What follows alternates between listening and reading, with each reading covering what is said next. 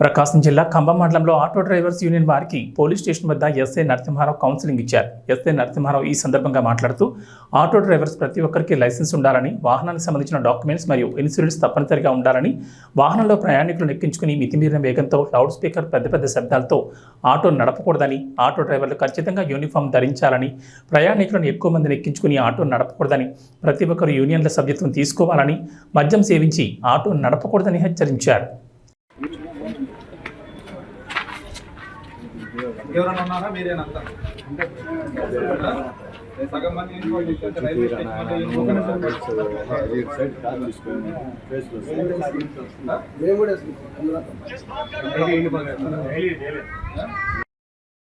అలాగే ఇచ్చిన ప్యాసింజర్ అట్లా ర్యాష్గా బిహేవ్ చేశారంటే పాట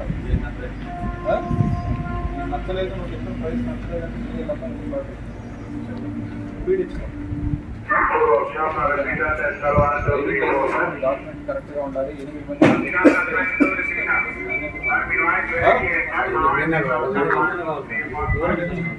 25 కిలోమీటర్ల లోపల వరకు 10 మంది 30 రూపాయలు టికెట్ ఎంతమంది ఎక్కిస్తారు?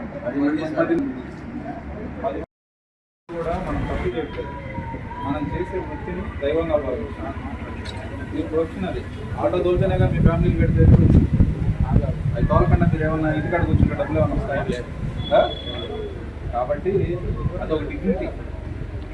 నువ్వు యూనిఫామ్ వేసుకొని ప్రొఫెషనల్గా ఆటో తోలేవనుకో, ఎవరు చూసినా, ఒక ఆఫీసర్ చూసినా లేకపోతే ఇంకో పబ్లిక్ చూసినా నీట్గా నాకు చేసుకొని పోతున్నాడు అనేది. అవునా?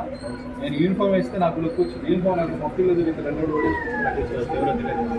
నేను ఎవరో తెలుసా? నేను మఫ్టీలో తిరిగి చూడడానికి తెలుసా?